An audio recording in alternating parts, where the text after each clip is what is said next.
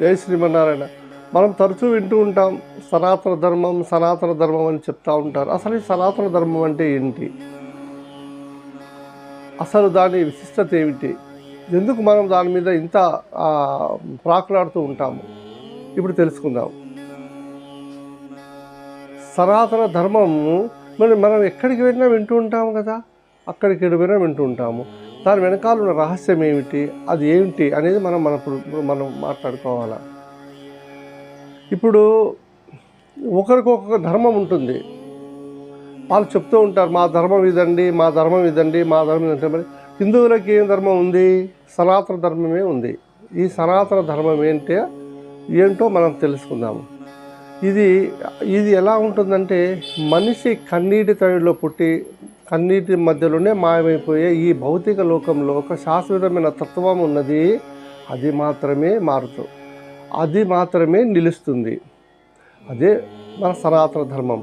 సనాతనం అంటే ఆది కాలము నుండి ఉన్నదని, ధర్మం అంటే ధారాశక్తి అని. ఈ రెండు కలిసిన పదాలే అర్థం సృష్టిని నిలబెట్టే శాశ్వత శక్తి అని అర్థం. ఇది మతం కాదు, ఇది పద్ధతి కాదు, ఇది ఒక జీవన తత్వము, జీవన విధానము. ఇది పరమాత్ముడికి మనకి మధ్యలో ఉండేదన్నమాట. బ్రహ్మాండ సృష్టి క్రమంలో వేదాలు, విపరిస్థితులు ఇవన్నీ కూడా ఈ వేదాలే సనాతన ధర్మానికి మూలాలు. వేదాలు ఎక్కడ మొదలయ్యో ఎవరికీ తెలియదు. అవి మానవుణ్ణి రచించినవి కావు. శబ్దాలు క్రమంగా అవి పరబ్రహ్మ సన్నిధానంలో ప్రవహించాయి.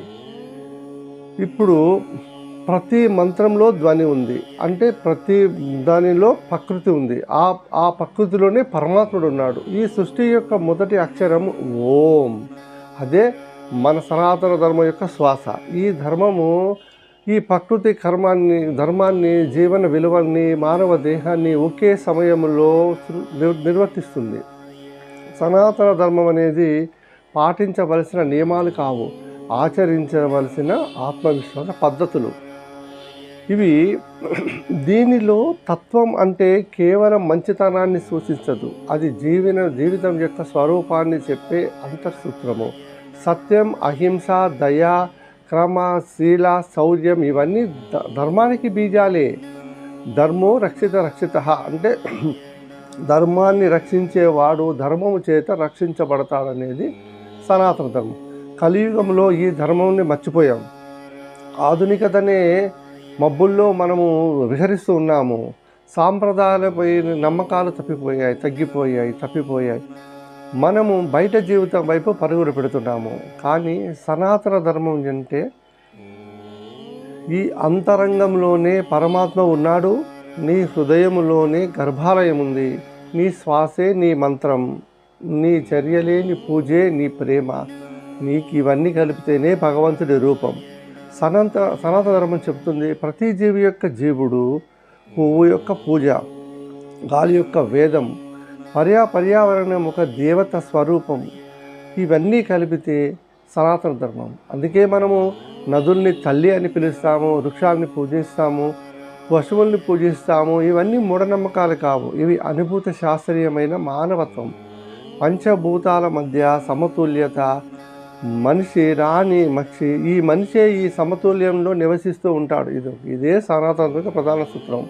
ఇది వేద మాత్రమైన తత్వం కాదు, ఇది శివతత్వం, ఇది విష్ణుతత్వం, శక్తితత్వంగా సమగ్ర కూపం ఇవి. శివుడు కేవలం త్రినేత్రుడు కాదు, కాలాన్ని అధిగమించిన తత్వం కలిగిన వాడు. విష్ణువు కేవలం శేషశైవి నివసించేవాడు కాదు, శాశ్వత సృష్టిని అంతా దక్షిణి, పార్వతి, సరస్వతి ఇవన్నీ కూడా శక్తులే. స్త్రీలో శక్తితత్వం ఉంటుంది. ఈ రెండింటి కలయికనే సనాతన ధర్మము.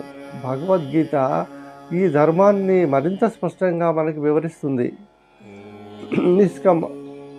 నిష్కమ కర్మయోగం, ఫలాన్ని ఆశించకుండా కర్మ చేయడం, అదే జీవానికి మోక్షానికి మార్గం. మోక్షం అనేది మరణం తర్వాతే దొరికే స్వర్గం కాదు, అది మనసులో కలిగే అమృతమైన విముక్తి. దానికోసం సనాతన ధర్మం సూచించిన మార్గం జ్ఞానం, భక్తి, కర్మ. సనాతన ధర్మం యొక్క చివరిగా చెప్పే గమ్యం అన్నమాట. ఆత్మజ్ఞానంతో పరమాత్మను చేరుకునే మార్గమే ఈ సనాతన ధర్మం. ఇవన్నీ కూడా మన మనసులోనే ఉన్నాయి. మన ఆలోచనే, మన సంకల్పము, మన పద్ధతులే ఇవే సనాతన ధర్మం. ఇది జాతీయత కాదు, మతం కాదు, ఇది శాశ్వత జీవతత్వము. నిత్యం మారిపోతున్న ప్రపంచాన్ని మారని మతము, కాలముతో పోటీ పడుతున్న మానవుడికి ఇది మార్గం, ఇది ఒక మార్గం. అదే సనాతన ధర్మం. ఇది సనాతన ధర్మం. దీనంటే ఈ ధర్మం అంటేనే నువ్వంటేనే ఈ ధర్మం. నీలోనే శివుడు ఉన్నాడు, నీలోనే విష్ణు ఉన్నాడు, నీలోనే అమ్మవారు ఉంది.